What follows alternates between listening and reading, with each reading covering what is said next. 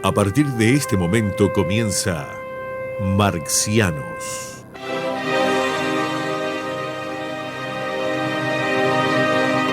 Para compartir sus pensamientos galácticos quedan con ustedes Daniel Vanina Croco y Carlos Amir González.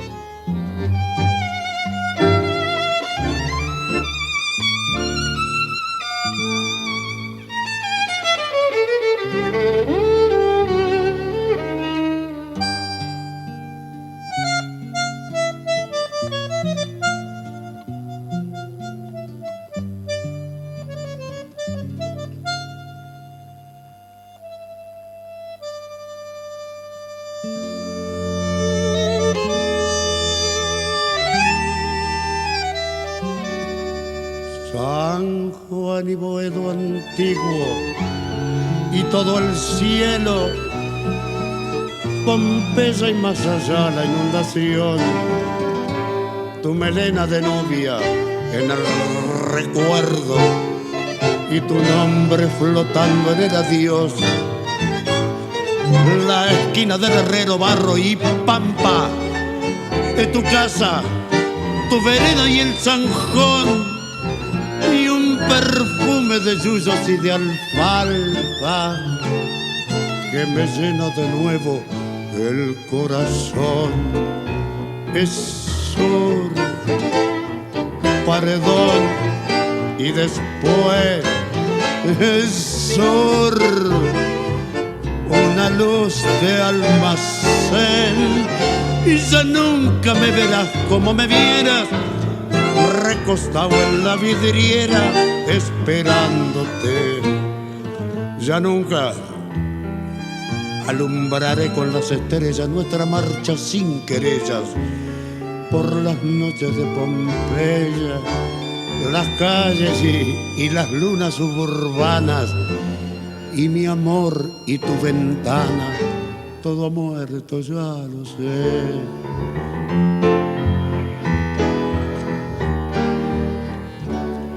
San Juan y Boedo antiguo, cielo perdido, Pompeya y el llegar al terraplén, tus 20 años temblando de cariño, bajo el beso que entonces te robé, nostalgia de las cosas que han pasado, arena que la vida se llevó, pesadumbre de barrio que ha cambiado y amarguras del sueño que murió.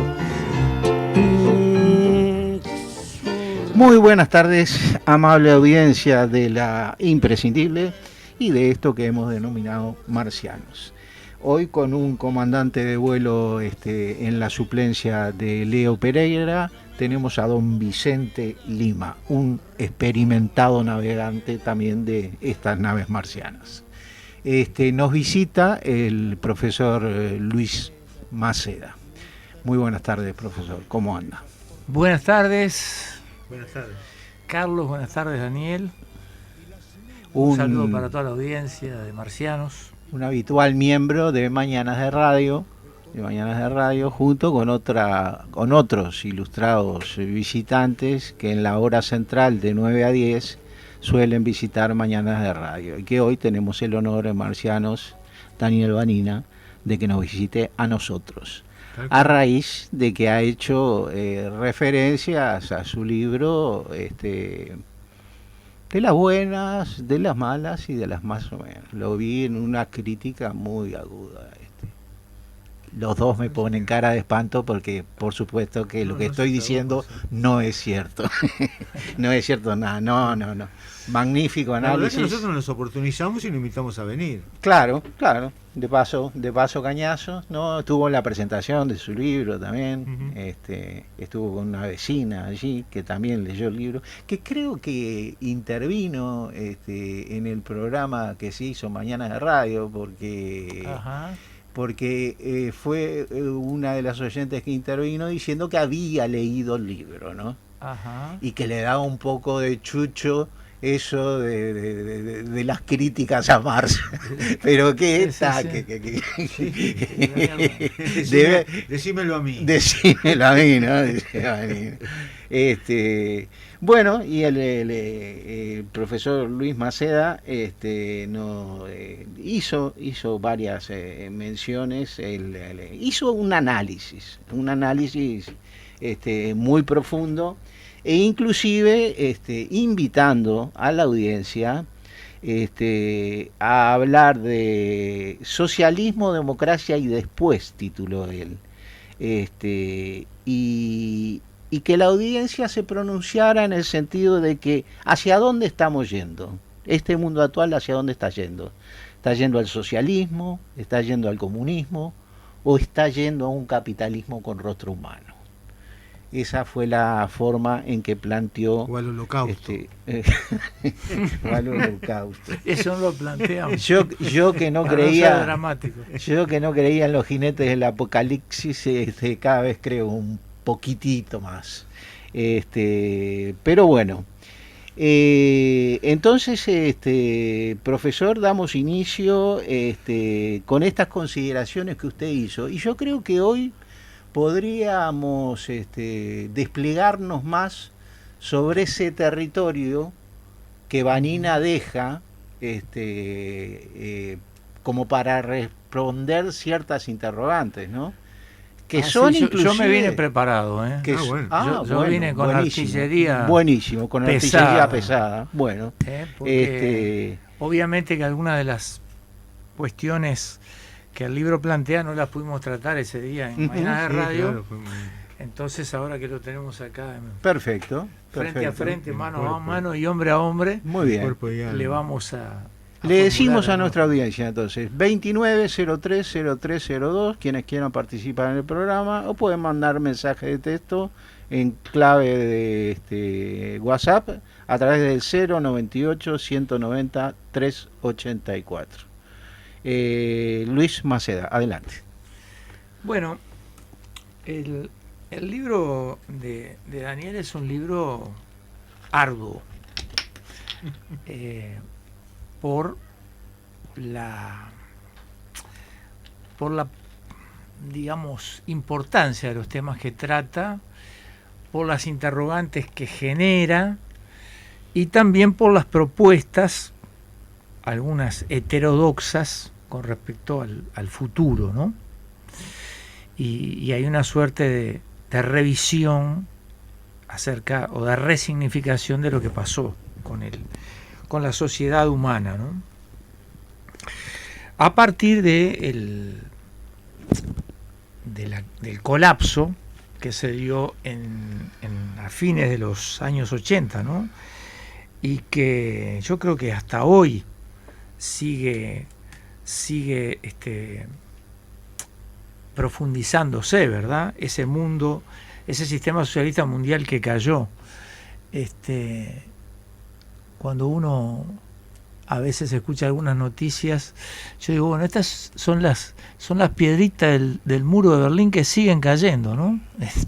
Siguen cayendo las piedritas cuando uno ve que se retrocede en vez de avanzar en algunas temáticas, ¿no?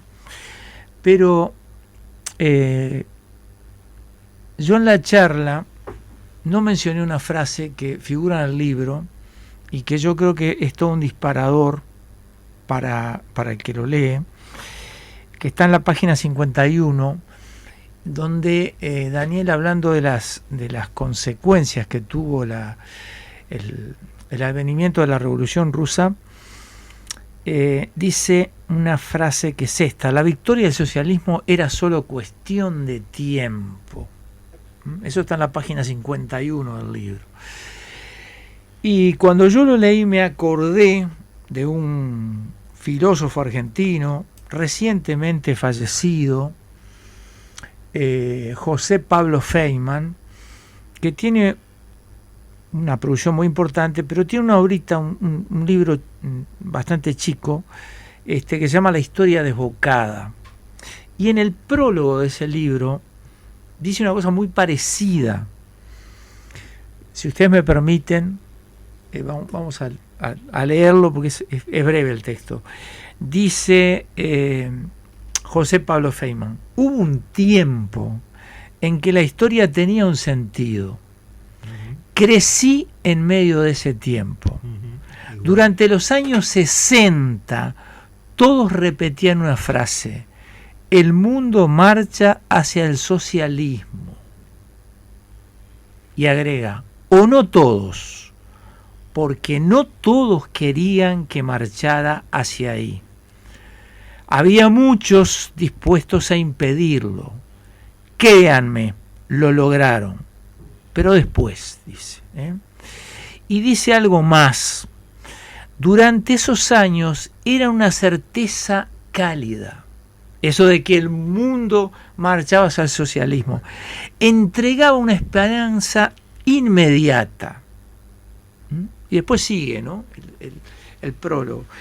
Veo que ustedes han elegido el tango sur para comenzar el programa de hoy, cosa que agradezco, porque yo creo que ese tango que está invadido de nostalgia tiene que ver con esto que dice José Pablo Feynman, esto de la certeza cálida que entregaba esa esperanza de que el mundo marchaba hacia el socialismo, y con lo que tú afirmabas en la página 51, la victoria del socialismo era solo cuestión de tiempo. No sé si estás de acuerdo con esta. Así lo veíamos, ¿no? Así lo veía. Por lo menos los comunistas uruguayos, y calculo que todos los comunistas del mundo. Teníamos el socialismo científico, por lo tanto éramos científicos, no lo podíamos errar. Habíamos demostrado en la Segunda Guerra y en la resistencia al fascismo y eso, que dábamos la sangre y dábamos la vida por nuestras ideas. Y entonces era cuestión de tiempo. Aparte lo confirmaba todos los días un nuevo país que se pintaba de rojo. En el planiferio que sacaba el diario El País, estaba acá, las manchas rojas cada vez eran mayores, por África, por Asia, por América. Y entonces, ¿qué? Era cuestión de tiempo. Había que poner sangre, sudor y lágrimas, pero era cuestión de tiempo. Nos equivocamos, no fue cuestión de tiempo. Transcurrió un determinado tiempo y se vino todo abajo. No podemos, pero no debemos mirar para el costado. Dice, bueno, no pasó nada. Cosa que yo en esa clasificación que hago, y tú nombraste muy bien el otro día, básicamente veo que hay gente que dice que no pasó gran cosa, es decir, lo que pasó fue una derrota. El imperialismo con más habilidad por determinadas circunstancias históricas, etcétera, porque le convino la guerra, por el costoso que fue la Segunda Guerra y la guerra del comunismo.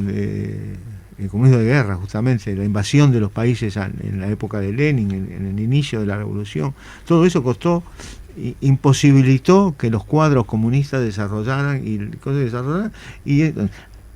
¿cometimos errores? Sí. ¿Stalin cometió errores? Sí, pero a Stalin hay que valorarlo de acuerdo a la época. De repente sin Stalin perdíamos la Segunda Guerra, una serie de cosas por el cual hay que mejorar la propuesta, pero la propuesta es la misma. Yo le llamo a eso, yo que sé, los que son los marxistas-leninistas que se proclaman y siguen proclamándose marxistas-leninistas. Los trotskistas y mil variantes más van por el lado de que nunca hubo socialismo, o hubo durante la vida de Lenin y después se fue todo al diablo con Stalin. Pero ahí porque yo estuve pensando en eso, ¿verdad? En ese planteo en realidad no se explica la caída del socialismo. Eso, digamos, porque si el socialismo duró unos pocos años y ya con el estalinismo se inició la reacción, digamos, de la burguesía, ¿no? Entonces, pero eso no explica, porque indudablemente a fines de la década del 80 y en los años 90 hubo un giro, ¿no? Pero esa visión no explica ese giro, porque si ya desvirtúa todo el proceso previo, en realidad... Yo te entiendo, pero lo que yo trato de decir es el pensamiento de otros que no comparto. Claro. Pero por ejemplo, hay pensadores uruguayos, ahora no me acuerdo el nombre, pero eso es un problema de mi edad, no acordarme los nombres, que plantea que el socialismo real nació otra clase, ni proletariado ni burguesía, la burocracia. La burocracia concebida como clase, luchando por sus propios intereses. Cosa interesante, ¿no? No sé si es cierto que toma una dimensión de clase, pero que la burocracia fue el núcleo duro de la cosa, porque la burocracia esencialmente es retrógrada y conservadora y antirrevolucionaria, porque quiere mantener lo que ya ganó, mantener el statu quo. Yo pienso que esa burocracia representa la clase que deviene después, y que el hecho es que quienes afirman que nunca se vivió en el socialismo, afirman que lo que había en realidad era capitalismo monopolista de Estado.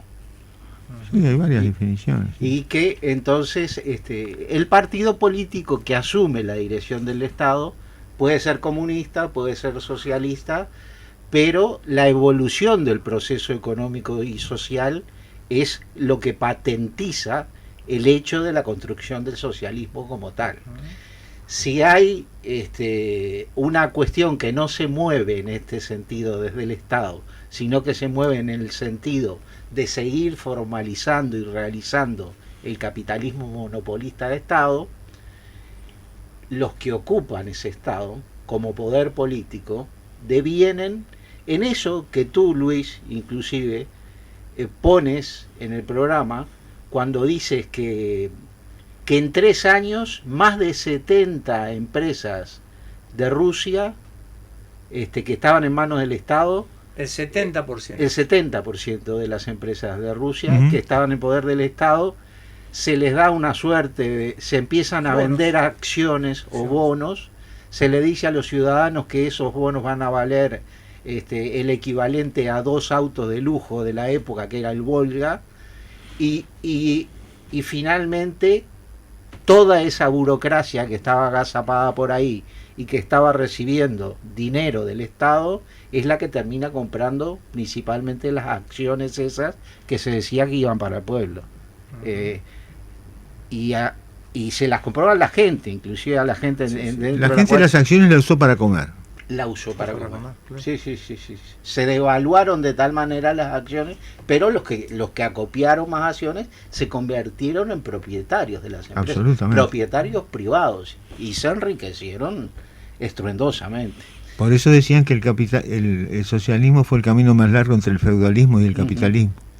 Y por ese lado es que yo veo que sí, que es cierto un poco lo que dice, lo que afirma Vanina, ¿no? O sea, creo yo, desde mi opinión, de que no se llegó a consolidar una suerte de etapa camino del socialismo, preámbulo que inclusive hasta Vanina quiere eliminar, ya quiere pasar directamente a la etapa de la construcción del comunismo. Claro está que no dicho así rápidamente por mí, sino que superando otras etapas, ¿no?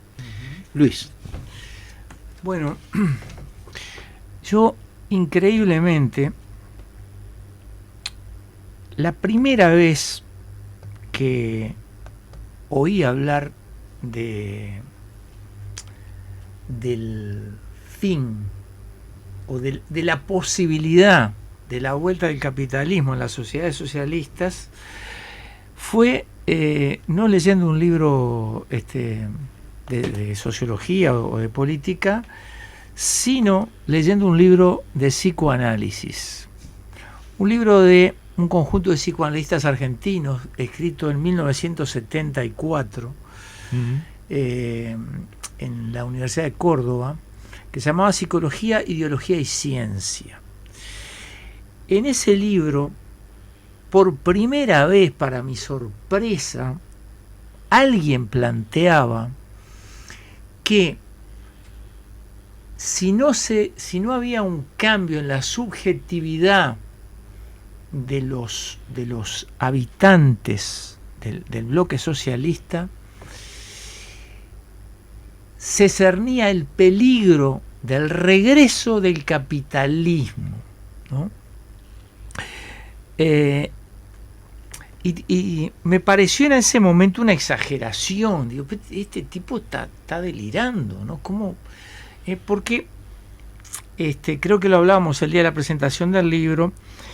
A mí me parece que hay un aspecto que tiene que ver con la humanidad, que es la, digamos, la comprensión o las bases teóricas del psicoanálisis que aportan a la comprensión de lo humano, que no se tuvieron en cuenta en los procesos revolucionarios, ¿no? Entonces, lo que dice Marcelo Braunstein, no sé si lo podré leer para dice: la política revolucionaria sin el psicoanálisis, ¿no?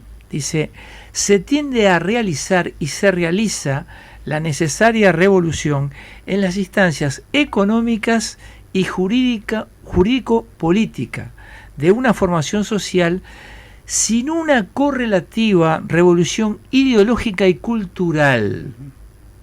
Y agrega, se conservan sin modificaciones estructurales de fondo los aparatos ideológicos del Estado burgués, que prosiguen actuando mediante la violencia simbólica. Y esto me parece muy interesante. Dice, la vida cotidiana de las sociedades en tránsito al socialismo sigue dominada por el pasado. Esto fue escrito en 1974. ¿Quién iba a imaginar? Sí. ¿No? Entonces dice, esto no deja de ser un enclave de la burguesía, y desde allí, dice Marcelo Braunstein, acecha el peligro permanente del retorno al pasado de la explotación de clase. Esto está en el libro Psicología, Ideología y Ciencia, en la página 103, de Marcelo Braunstein y otros, editado por la Universidad de Córdoba en 1974, antes de la dictadura, ¿no? Entonces, a mí me parece muy interesante, porque creo que tú lo planteas en el libro también, ¿verdad?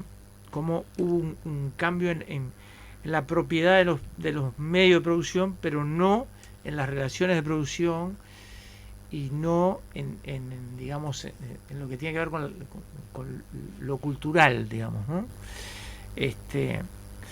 Y esto me parece fuerte, ¿no? La vida cotidiana de las sociedades en tránsito al socialismo sigue dominada por el pasado.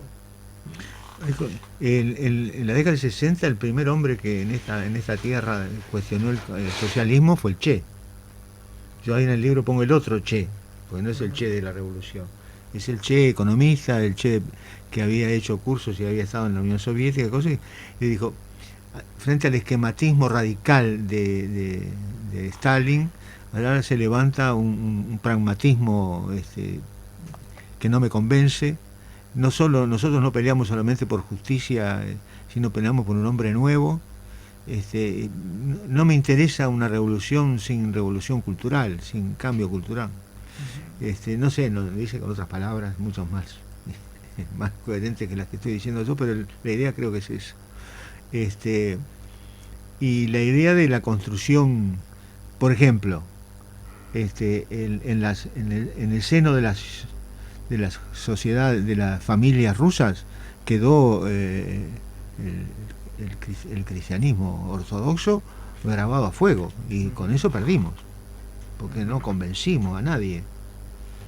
siguieron siendo cristianos ortodoxos y yo además de lo religioso, que yo creo que está en la superestructura, sí, la claro, religión junto con el poder de dominación político e ideológico, pienso que lo que dice Luis, de lo que opinaban ya estos argentinos desde el psicoanálisis en determinada época, es de que me parece que el comunismo como cuestión de sociedad construida caló dentro de la población, en el sentido de todas las cosas que tenía la población a favor. La atención de la salud, la educación bastante abierta, repetimos lo mismo, Carlos. Desarrollo. Salud, vivienda y educación. No, pero solo eso pero espera que voy a más. Por eso, esto decanta de manera tal que antes del 91, como decimos que se distribuyen todos estos bonos y demás, no, ahí por el 91 y demás es que se hace el plebiscito, donde se le pregunta a la población si quiere cambiar de sistema, si quiere dejar el sistema. Y la población vota abrumadoramente en un 84% a favor de continuar con el sistema. Un sistema que creían que estaba establecido y que favorecía a la población. E inclusive cuando el presidente de Bielorrusia, conjuntamente con Yeltsin, decretan la disolución de la Unión Soviética, lo hacen en una población fronteriza a Europa por si les venía el efecto rebote y los que caían eran ellos, entonces se escapaban para Europa inmediatamente. Pero no fue así. En ese caso, bueno, cuando se bombardeó el Parlamento y demás, cuando salieron los tanques contra el Parlamento y demás, ahí la gente salió a la calle de alguna manera. Pero después que se fueron procesando los cambios, no hubo respuesta de la gente en las calles. Tampoco había un determinismo político de ninguna fuerza política de encabezar cosas en la calle, o sea, como que ya estaba medio consumado, ¿no? Del 80 para adelante era muy consumado y consumido. Yo que estuve en un congreso en el 86 en Moscú, todavía me vine ingenuamente creyendo que la glasnost y la perestroika iba a ser algo que nos iba a hacer avanzar y nos iba a hacer sortear un escollo difícil que en esos momentos tenía lo que yo creía que era el socialismo. Los jóvenes con los que hablé también estaban muy entusiasmados con esto. Y una de las cosas más críticas que tenían los jóvenes era con que estaba todo bien con lo que tenía la población, estaba todo mal con lo que escaseaba dentro de la población. Me decía un muchacho joven, yo no entiendo, bastante consciente, me decía, van las muchachas y se mueren cuando viene un turista con un vaquero y le dan plata para... Y entonces él mismo se preguntaba, ¿no podemos nosotros hacer una industria de pantalones vaqueros acá en la Unión Soviética y de ropa más moderna? Claro que podemos, claro que tenemos las condiciones para hacerlo. Y tú veías que el tema de la moda estaba bastante atrasado, y la juventud, por supuesto, que siempre esos requerimientos estéticos los desea, los quiere, de tal manera que la mujer de Gorbachev, entre otras cosas, se hizo famosa como primera dama que vestía a la francesa en la Unión Soviética, ¿no? Bueno, está, pero me fui por las ramas. Luis. Bueno, hoy lo que tú decías, inclusive me hizo acordar mucho, cuando decías que como que se seguía desgranando el muro de Berlín, cuando escuchabas el tango de la nostalgia. Exactamente. Tú sabes que viendo la Deutsche Welle, que me gusta como canal, se pueden ver algunos programas donde por lo menos ves polémica, ves que se mueven ideas. La cónsul de Chile en el 89, que era cuñada de Pinochet, cónsul de Chile, ¿no? Fue en el 89 a ver qué era lo que pasaba con el muro de Berlín que había caído, cómo veía ella la situación. Y entonces decía, he visto que los escombros están allí tirados, pero no hay que descuidarse. Debajo de esos escombros yo veo la cara sonriente de Karl Marx todavía. Eso sí que era facha, ¿eh? Eso sí que era facha, en serio, ¿no? Son las 7:30. Nos vamos, Vicente Lima, a una pausa.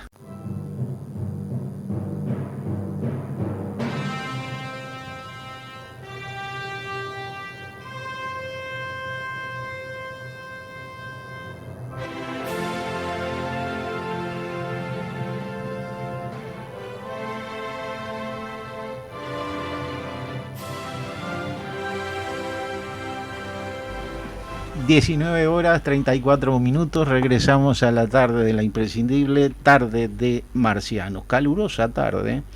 Hoy es el día del 12, Hoy es 2 del 2 del 22.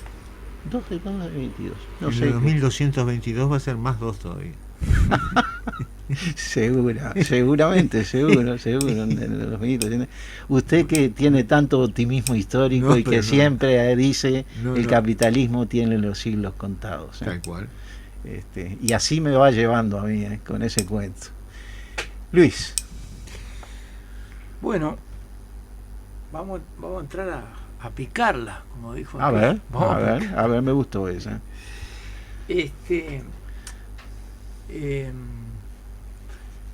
A mí me gustaría hacerle alguna pregunta a Daniel acerca de las respuestas sobre el fin del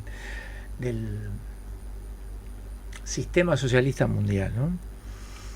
Y yo recordaba, antes de venir para acá, allá por los años 90 y pico, una vez le preguntaron a Fidel Castro qué autocrítica se hacía él respecto a lo sucedido en la URSS y en el bloque socialista, ¿no? Entonces Fidel Castro dijo no haber sido adivino, o sea, no haber adivinado lo que iba a pasar. Bueno, esa respuesta no deja de sorprender, porque deja claro que Fidel Castro, que era un líder político de primer nivel mundial, tampoco tenía explicación, ¿no? Es una ironía que hizo. Es una ironía, pero no se aventuró, digamos, a dar una... No se la jugó, por dar una explicación. Entonces, lo que yo he pensado, tú hablas de las tres explicaciones, ¿no? A mí, modestamente, y esto es una reflexión personal que ya tenía antes de leer el libro, me parece que hasta ahora no hay una explicación marxista usando las categorías del marxismo acerca de la caída del socialismo real. ¿Qué quiero decir? Que hasta ahora no he escuchado una explicación en términos de lucha de clases que explique satisfactoriamente el derrumbe del mundo socialista, ¿no? Dejo de lado la explicación del trotskismo, porque yo creo que teóricamente se despega del marxismo-leninismo, y porque además ya es una negación de terminan diciendo que prácticamente nunca existió el socialismo, ¿no? Pero en el caso de las otras explicaciones, yo no he escuchado una explicación en términos marxistas, con categorías marxistas, ¿no? Por ejemplo, ¿no? Cuando hoy hablábamos de la burocracia, ¿no? Yo me acordaba una frase de Max Weber que dice que la burocracia es el mayor invento de la humanidad, ¿no? Una frase bastante irónica. Animales burócratas no hay, era por Claro. eso. No, ¿y por qué la burocracia? Ironía mía ahora. Claro, una ironía. Capaz que alguna abejita habría que preguntarle alguna cosa. En el comunismo Están primitivo muy bien creo que organizadas. no había burocracia ninguna, ¿no? Comunismo primitivo, había que salir, cazar al mamut, traerlo, no había posibilidades. No había posibilidad. La burocracia arranca con la con las clases sociales. Claro. Y Con con la el Estado. estructura. Y el Cualquier Estado, estructura. evidente. Exactamente. Entonces, vamos a una explicación que se enmarca dentro de lo que puede ser esa visión marxista-leninista que dice que finalmente fue derrotado el marxismo. Y yo he escuchado, ¿verdad?, hablar de que había demasiada burocracia y que de alguna manera esa burocracia se anquilosó, echó raíces en determinados puestos de poder, y que esto en definitiva los hizo despegarse de las necesidades de la gente, porque en definitiva estaban salvaguardando sus intereses y sus privilegios, ¿no? Las dachas y los autos y el dinero que ganaban. Ahora bien, si apelamos a esto, ¿no? Y tú decías, bueno, una nueva clase social, ¿no? Decíamos hoy, no sé si al aire, pero Moyano es el que lo plantea. ahí está. Ahora bien, si vamos por esa explicación, ¿no? A esa burocracia que de alguna manera se anquilosa, se aleja del proceso, digamos, y pasa a ser una clase parasitia, ¿no? O sea, una clase que trata de salvaguardar sus intereses. Y el sistema cae. Yo creo que se omite agregar aquí, ¿no?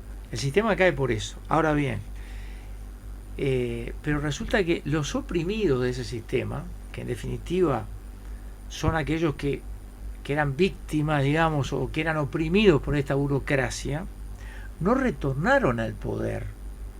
O sea, no hubo un golpe de timón que tirara fuera esa burocracia y que instalara un poder obrero, digamos, ¿no? O un poder popular, sino que se cayó directamente en el capitalismo. O sea que esa explicación, digamos, renguea, porque no explica por qué, si había una lucha de clases. La clase proletaria ya había dejado hace años de ser clase para sí en la Unión Soviética. ¿No? Bien. Habían cambiado de patrón. Bien. En lugar de tener al empresario, tenían al burócrata. Al burócrata, correcto. Había una lucha de clases velada, pero lucha de clases al fin. Sí, una lucha a veces es inconsciente en la lucha de clases, se expresa de determinadas maneras. Bien. Pero el tema central me parece que es anterior. Nadie cuestiona la teoría marxista de la revolución socialista. No, nadie. Sí, yo. Porque, ¿cuál es el tema? Ni los trotskos, ni los marxistas, ni los socialdemócratas, nadie interpreta que hay una cuestión en la teoría misma. ¿Y cuál es la cuestión de la teoría misma? A mi manera de ver, es colocar a la clase proletaria al frente de la revolución. Una locura lo que digo. Bueno, por lo menos tendríamos que haber dicho que era una cosa absolutamente novedosa, que las clases del viejo régimen sean las protagonistas de la nueva sociedad. Eso es un imposible dialéctico. Tiene que surgir otra clase. Así fue siempre. No fueron los esclavos los que destruyeron a Roma. Surgió otra clase, también dominante, como fue el señor feudal, una relación de vasallaje, y apareció una clase trabajadora que eran los siervos de la gleba. Fue una cosa, toda una novedad, que tardó 500 años en consolidarse.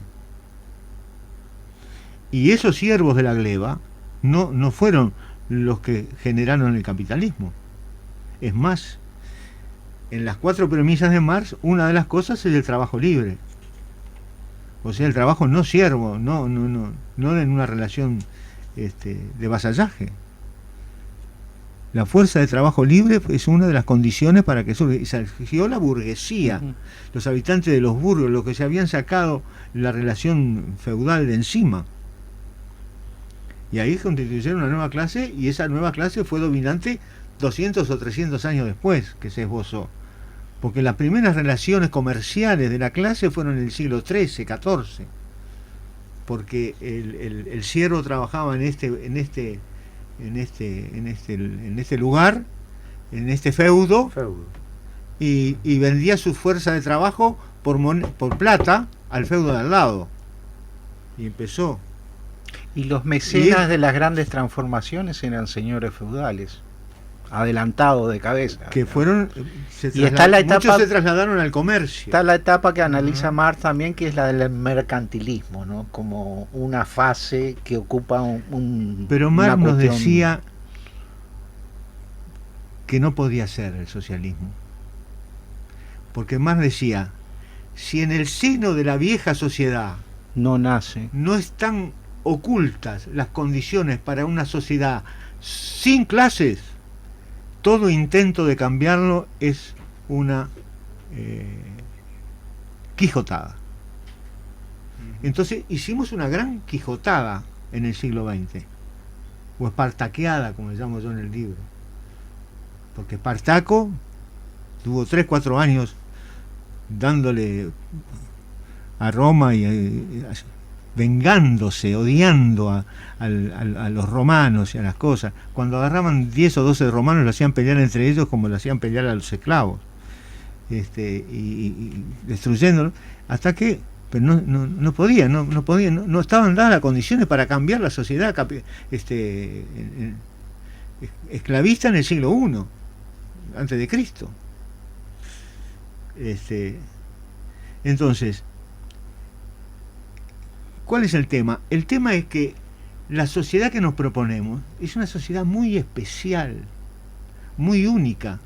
Yo digo que no hay ninguna revolución anterior que se compare a la revolución comunista. No hay ninguna. La única que yo creo que es superior todavía es la humanización del hombre.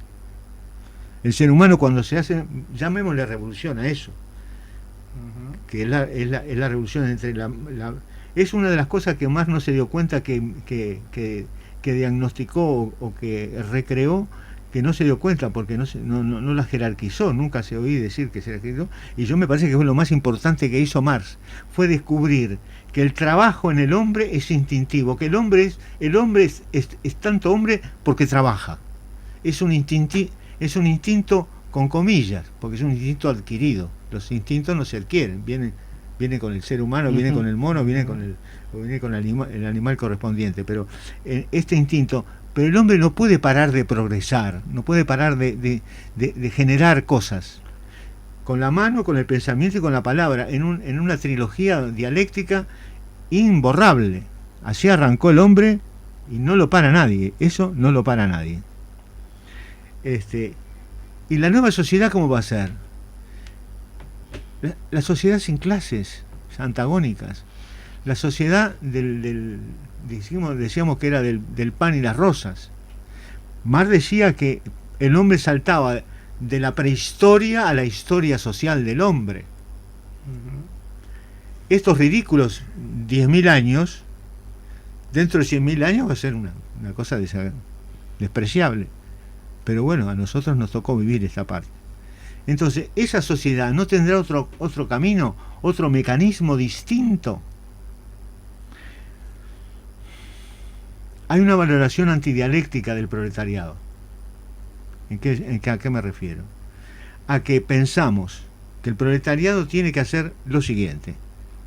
Es clase en sí, proletariado, se tiene que transformar adquiriendo conciencia de clase en clase para sí, que no implica solamente sentirse obrero y querer mejorar. Implica, Lenin lo planteaba así, implica conocer la dialéctica y ver y juzgar cómo actúan las de otras clases y el propio proletariado cómo tiene que hacer para combatir esa otra clase. Clase para sí. Tiene que destruir el aparato burocrático militar del Estado burgués en el asalto al cielo. Tiene que llegar hasta sus últimas consecuencias con la dictadura del proletariado. Tiene que en alguna parte meter el tema de la democracia socialista y después tiene que disolverse como clase y liberar a todas las demás. Enumerarlo ya indica una tarea impresionante, fuera de toda posibilidad. ¿Por qué? Porque decíamos además que la clase obrera, como no había sido clase poderosa, ¿cómo es? Clase dominante. Clase dominante, no era clase dominante ni iba a ser clase dominante. Explotadora, no dominante. Nunca fue clase explotadora, fue explotada, sigue siendo clase explotada, por lo tanto va a seguir. Pero va a seguir sin cambiar, sería la única cosa en el mundo que no cambia. Entonces va a ir cambiando necesariamente. De alguna manera, el cambio que hace la clase es lo que explica el fundamento más profundo de lo que pasó con la Unión Soviética. Dicho de otra manera, Lenin le agrega una herramienta que en la dinámica de la lucha por el socialismo se transformó en la herramienta fundamental, el partido. Marx hablaba de los partidos obreros, no de el partido. Entonces ese partido era el partido del proletariado, por lo tanto no era el proletariado que iba a hacer la dictadura del proletariado, era el partido de la clase que hacía la dictadura. Es imposible que una clase en sí misma haga una dictadura. Tiene que tener un instrumento, el instrumento del partido. Después fue la dirección del partido de la clase. Y Stalin mediante fue el primer secretario de la dirección del partido de la clase. Entonces no tenía posibilidad de triunfar. Muy poéticamente Alma Bolón, en un artículo que leí hace poco, cita a Alain Badiou, al francés, y que dice: valora la caída del socialismo real como un efecto. ¿Cómo lo valora? No por las debilidades, no por los errores, no, como un efecto de su victoria y de la eficacia militar de sus partidos, apropiados para vencer la insurrección, pero incapaces de negarse y de organizar desde el Estado la transición del poder al no poder. Es que es muy difícil dar marcha atrás. Después que vos hacés la dictadura del proletariado, ¿qué? Volvés para atrás y decís, bueno, vamos a hacer democracia. Vamos a llamar a los partidos, burgueses, organícense. No, burgueses no está más. ¿Sí? Entonces, ese fue el problema central. ¿Y cómo se arregla? ¿Por qué camino? Y bueno, hay que buscarle la vuelta. Yo lo que veo es que el socialismo, como pongo en la contratapa del libro, la frase de Lucien Serre, ¿no? El socialismo y el capitalismo son dos caras de la misma medalla. Por ahí no va. El rumbo al comunismo no va. Hay que seguir luchando, sí, por supuesto. Estamos en medio del capitalismo, ojalá que sea finales del capitalismo, y hay que seguir luchando, y la lucha de clases es inevitable, pero de a poco hay que cuestionarse. No hay solución en el capitalismo. Tenemos que cuestionar el capitalismo desde ahora, no ahora, pero sí desde ahora. Eso es lo que yo planteo. Entonces, para hacer una frase medio grandilocuente, si no buscamos superar el capitalismo, no ahora, pero desde ahora, los gobiernos se van a suceder, los gobiernos de derecha, de ultraderecha, de centro derecha, de socialdemócrata, de centro izquierda, progresista, y todos van a fracasar, inevitablemente. Van a fracasar como están fracasando ahora. Boris va a fracasar, la ultraderecha en Perú, en Ecuador va a fracasar, Biden va a fracasar, Putin va a fracasar. Estoy nombrando cosas muy distintas, muy diferentes, pero van a fracasar ¿en qué? En darle un nuevo camino a la humanidad, que de eso se trata. Y tenemos el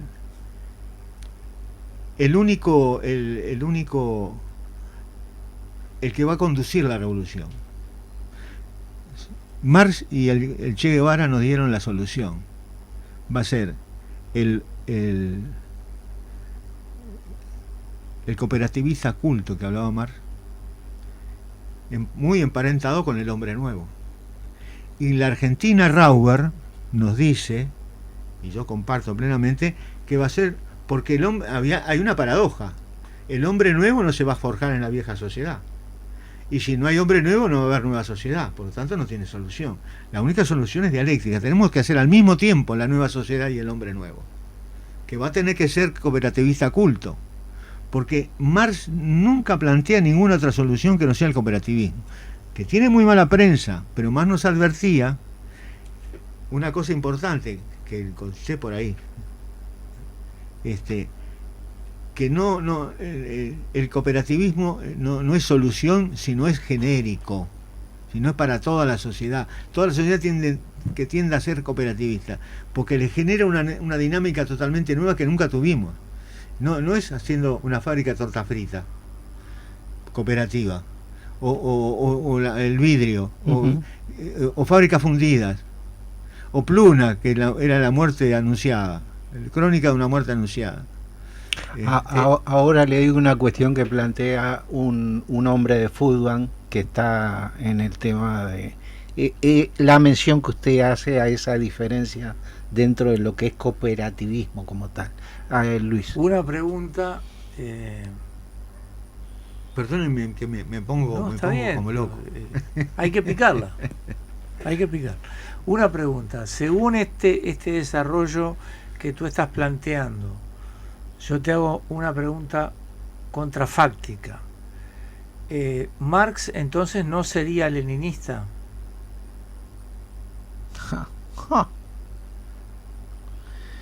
Si hubiera vivido en la época de Lenin, no tengo la menor idea, pero posiblemente no.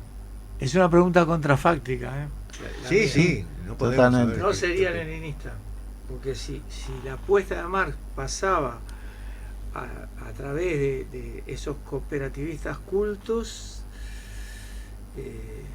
¿cómo se concilia eso con la pasaba praxis necesariamente por la existencia de las condiciones para una sociedad sin clases? Si no camina. Si no, vamos a hacer yo creo que la secuencia de Daniel, en el sentido de decir primero el partido al poder, a la dictadura del proletariado, después la burocracia generada por el propio partido, y después el poder unipersonal García de Linera, Stalin. que no es un Ahora, dentro de eso, que también Daniel lo describía los progresos de tipo económico y de tipo social, y también describía la diversidad de intentos que hubo de parte de Lenin, yo diría principalmente, pero también hay que ver que el periodo de Stalin, en el tipo de generar una economía bastante con buenos resultados, también ocupó un papel importante el stalinismo como tal.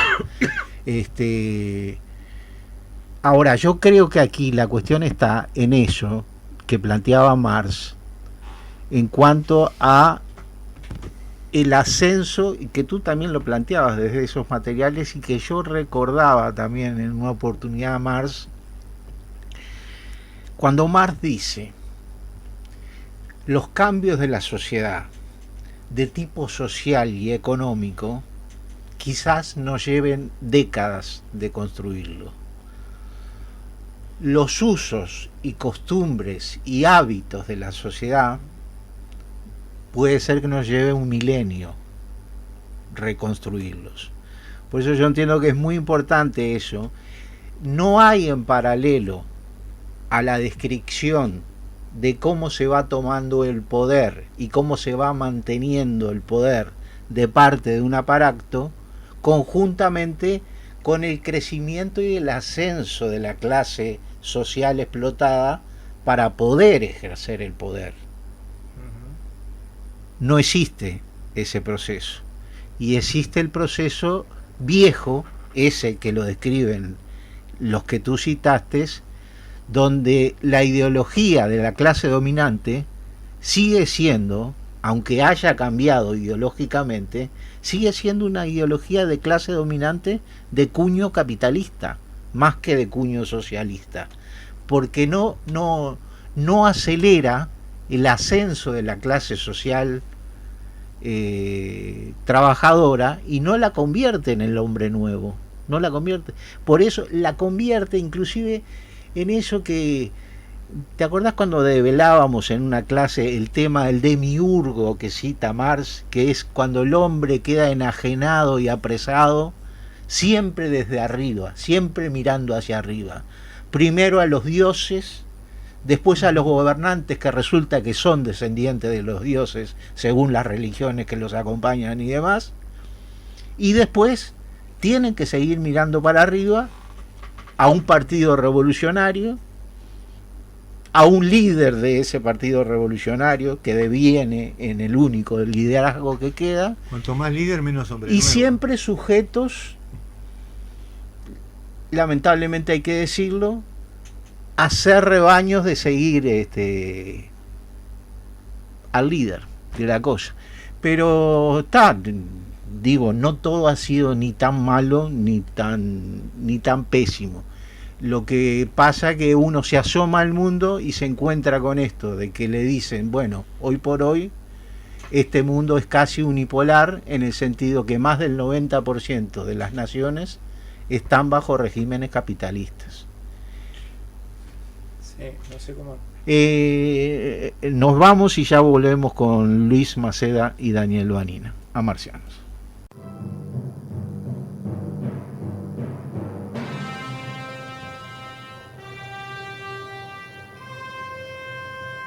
Sí. Regresamos a la tarde de Marcianos. Luis Maceda. Bueno, qué tema, hacia dónde marcha la humanidad. Y tú proponías allí o aventurabas una marcha directamente hacia el comunismo, sin una estación intermedia, ¿no? Yo recordaba ahora en la tanda una frase de Eduardo Galeano, que dice en uno de sus libros, con esa capacidad de síntesis que tenía Galeano, decía Galeano: se ha extirpado el comunismo y se ha implantado el consumismo. La operación ha sido un éxito, pero el enfermo se muere. Y yo creo que lo que está señalando es algo que tú planteas en el libro, además, es que esto es un problema civilizatorio, digamos. O sea, termina siendo eso, ¿no? Vamos hacia el posible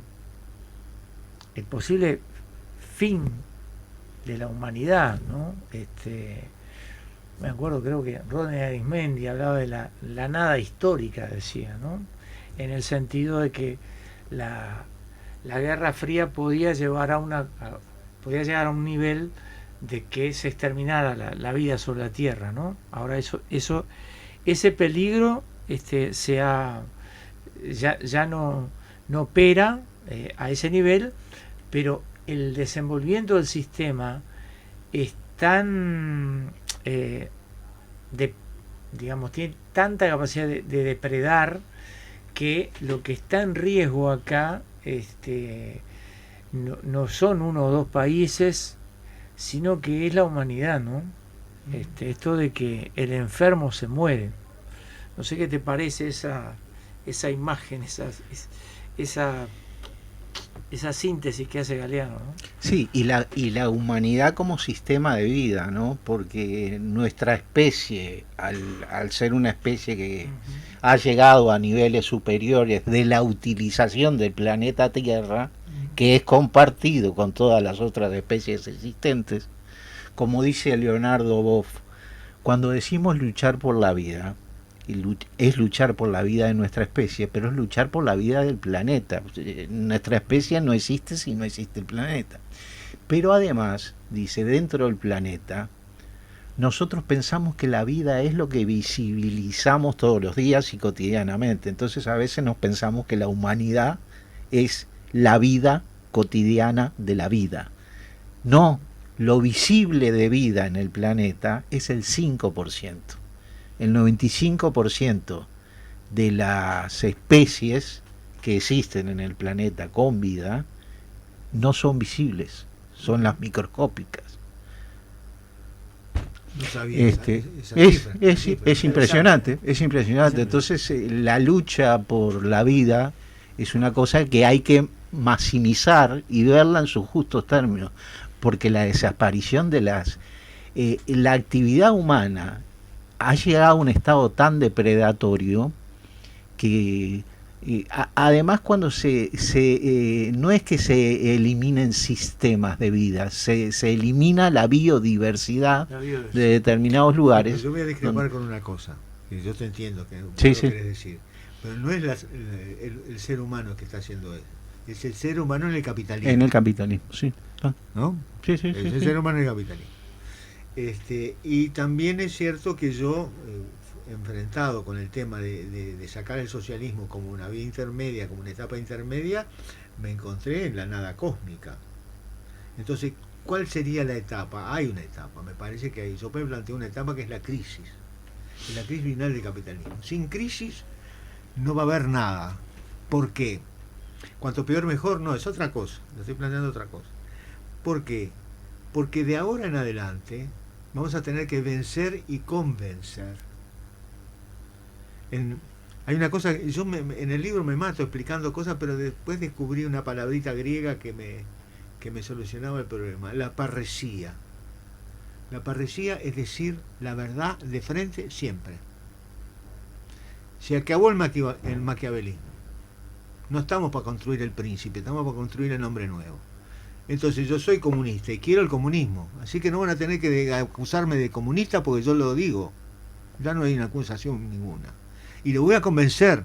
Es duro convencer al diario El País que se haga comunista, pero va a terminar siendo. ¿Cuándo? No sé. Alguien habló de tiempo. ¿Por qué? ¿Qué lo va a convencer? La crisis. Porque la crisis, ¿qué va a producir? No, el capitalismo está condenado porque hay una acumulación y centralización brutal de la riqueza. Y eso es así porque el trabajo es cada vez más social y la plusvalía queda en menos manos. Y eso es inevitable. Eso es inevitable. No se combate con impuestos.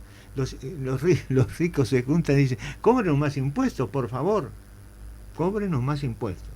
No dicen, socialicen mis industrias o socialicen Google. ¿No?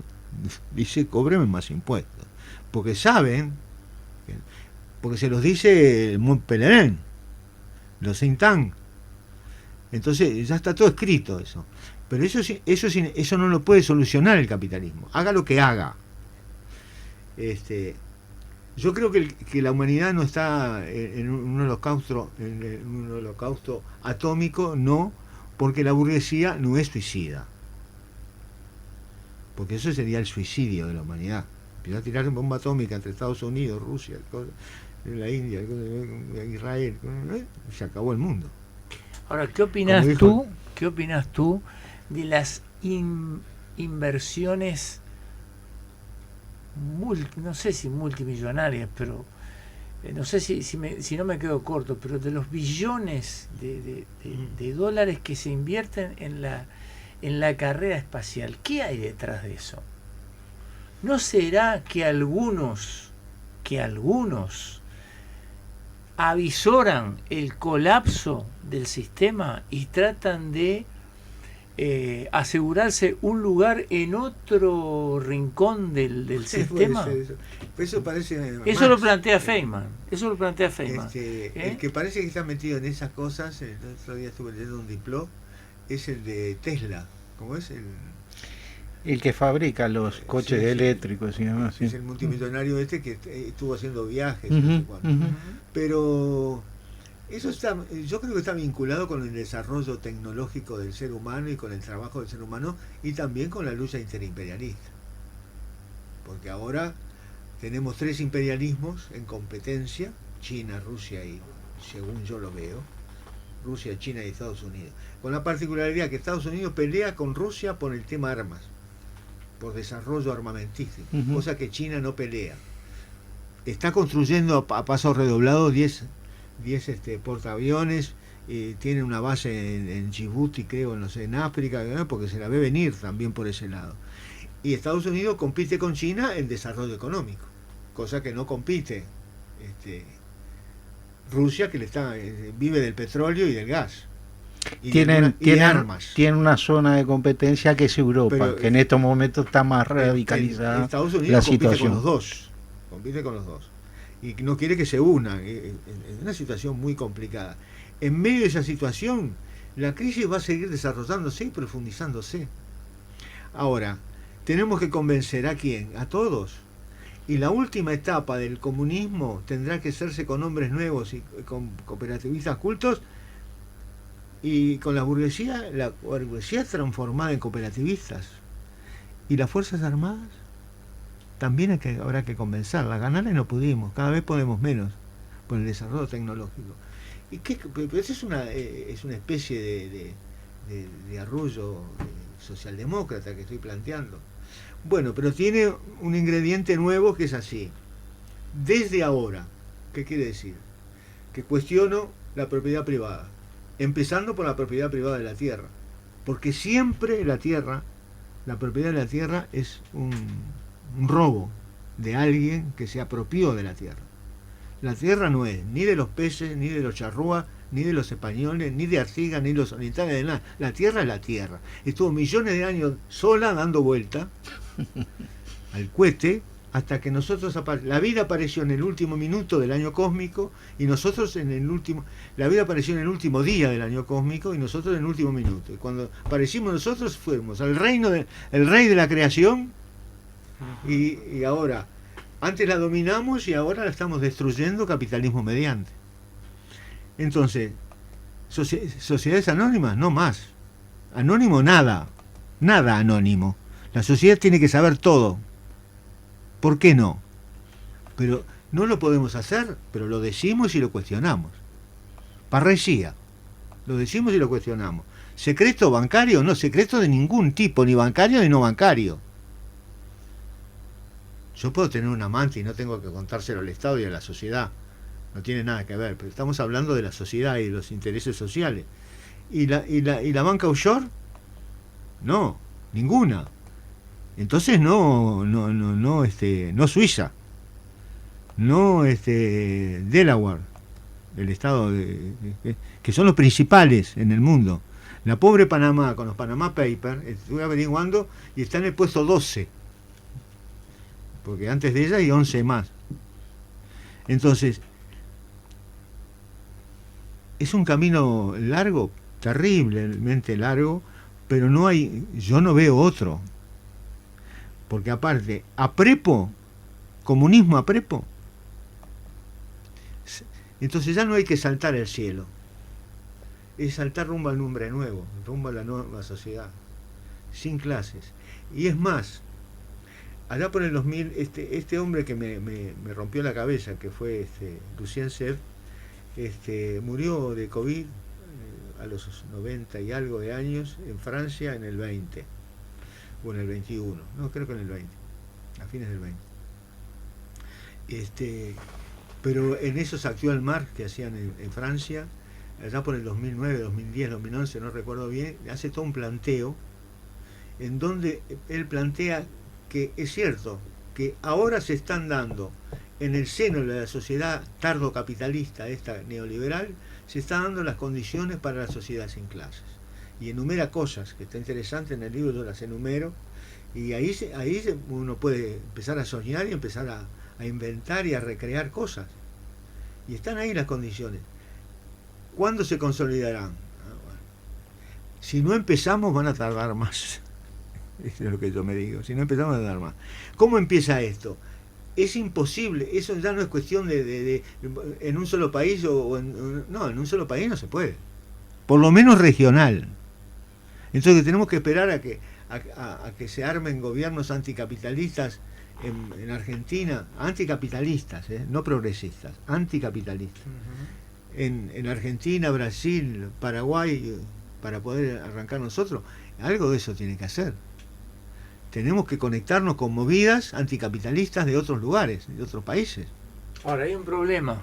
A ver, Vamos. si hubiera uno solo sería notable. Hay un problema. Y vuelvo a una tesis que plantea Feynman. Dice José Pablo Feynman que en estos últimos 30 años ha operado en el mundo una revolución, pero que no fue una revolución popular, sino que fue una revolución que hizo la burguesía. Y esa revolución, dice él, es la revolución de los medios de comunicación, que han sido tomados por la burguesía y que se proponen conquistar las subjetividades de todos, ¿verdad? Y tornar, evitable el pensamiento, la crítica, el cuestionamiento, ¿no? Porque para que esto tiemble, digamos, tenemos que tener sujetos que se cuestionen cosas, ¿no? Que tengan conciencia de que esa crisis se está procesando. Entonces, el tema es cómo, primero, si estás de acuerdo con ese planteo de que ha habido una revolución comunicacional a cargo de la burguesía, primera cosa. Y segunda cosa, ¿cómo es que podemos perforar, digamos, ese avasallamiento que los medios masivos de comunicación, que las redes, porque en el celular que todos tenemos, ¿no? Que portamos como un rosario en la mano, también ahí están metidos los grandes medios masivos de comunicación, ¿no? O sea, ¿cómo se perfora eso? No, ¿cómo se perfora? No sé. No, yo creo que no es una revolución, es una contrarrevolución. Una contrarrevolución, bien. Una contrarrevolución, que no es novedad, porque aparte en la dinámica de la lucha por el socialismo es inevitable la contrarrevolución, y sí lo sabemos. De alguna manera hay dos demonios, hubo dos demonios, el demonio de la revolución y el demonio de la contrarrevolución. La olas, para decirlo con nombre y apellido, y ¿cómo se llama? En el Cono Sur, el ALBA. No, la represión. La represión, el plan Cóndor, no me salía. La olas y el plan Cóndor, que son inevitables. Llamarle plan Cóndor, llamarle de otra manera. Esa dinámica es inevitable. Lo que pasa con las comunicaciones es que atrás de un adelanto brutal de la fibra óptica, de las comunicaciones, de la internet, porque la internet empezó por el año 40 y pico, 50, con 4 o 5 universidades de Estados Unidos que se pusieron en red. Arrancó ahí. Universidades estatales, la mayoría, pequeñas, chicas. Sí, es que el internet, increíblemente, arranca en el ejército de los Estados Unidos. Puede ser. Surge el sistema comunicacional del internet, surge a través del ejército de los Estados Unidos. Ahora a nadie se le ocurriría perseguir al viejo Saki porque tenía un micrófono, una radio en el auto. Pero antes la hija estuvo perseguida porque él tenía una radio en el auto, y la radio era un elemento de militar. Ahora con un teléfono. Yo, en función de lo que decía, los kurdos se comunicaban entre ellos en las células revolucionarias del Partido Kurdo, el Partido Comunista de Kurdistán, se comunicaba por internet con computadoras que compraron en Israel, muy baratas, $100, $200. Ahora, si te agarraban en medio del desierto con una computadora, te mataban porque eras kurdo. Totalmente. Sí, está claro. No, acá hay un gurú. Esa batalla la tenemos que dar en el coso. Pero la existencia de la internet es uno de los elementos que predicen el comunismo. Porque otra de las cosas que dice Lucien Seb es que tenemos que apoderarnos de los fines. O sea, ¿cuál es el fin de la Internet? La comunicación. Entonces la comunicación, no tenemos que estar contra Internet, tenemos que apoderarnos de Internet. Supongan un gran hermano solidario mundial. Porque ahora todos tenemos miedo que nos vigilen, porque presumimos que el Estado nos va a joder. Pero si estuviéramos seguros que no nos jode, sino que nos va a beneficiar, no nos preocuparía el hermano sí, como universal. esas reuniones internacionales que hacíamos desde la izquierda, desde los partidos y demás, tardías, mal y con informaciones atrasadas y todo lo más que no servían para mucho. Pero en función de lo que decía Luis, yo leía un material en una oportunidad que las dos grandes ciudadelas que defienden al sistema capitalista como tal, es como tú decías, este súper desarrollo de las tecnologías de la comunicación, y por el otro lado el capital financiero, que además se ha desarrollado el fenómeno del capitalismo neoliberal, ha necesitado de este desarrollo tecnológico de las comunicaciones, porque muchas veces nos olvidamos que las comunicaciones pensamos que son solamente... Está claro que la carrera al espacio también tiene que ver con el desarrollo tecnológico y la puesta de satélite de varias naciones para lograr una independencia en materia de comunicaciones y todo lo demás. Y está claro que también que hoy por hoy, en la situación pandémica del capitalismo neoliberal desarrollado, la mayor concentración de capital que se ha podido producir ha sido en los medios de comunicación y, por el otro lado, el capital financiero. Sí, claro. Impresionante. Sí. Antes de irnos, tú, Luis, que sos un hombre ilustrado, y que además pisás varios territorios de acción, desde lo sindical, la docencia, la educación. ¿Cómo nos ves hoy dentro del mundo y las posibilidades de eso que siempre hemos hablado de la gente de izquierda, que es iniciar por algún lugar un proyecto sostenible en lo político ideológico, sostenible en lo económico y en lo social? Digo, con 15 años de Frente Amplismo, nosotros nos parecía que empezábamos a tocar un poquito el cielo con las manos, los uruguayos, ¿no? Pero hoy nos encontramos con que hay una reproducción de más de lo mismo siempre, las políticas que se repiten y bueno, ese 92% del planeta que hablábamos, que en lugar de avanzar hacia el socialismo, el comunismo, ha avanzado hacia el capitalismo, ha avanzado o ha retrocedido. No sé, no podemos entrevistar al 92% de la población de todos los planetas, por eso te estoy preguntando a ti. Algunas ideas propias. Sí, yo creo que acá hay que retomar una lucha por el relato, digamos, ¿no? Porque hoy quienes tienen el relato de izquierda no son fieles representantes, digamos, del pensamiento de izquierda o del pensamiento marxista, ¿no?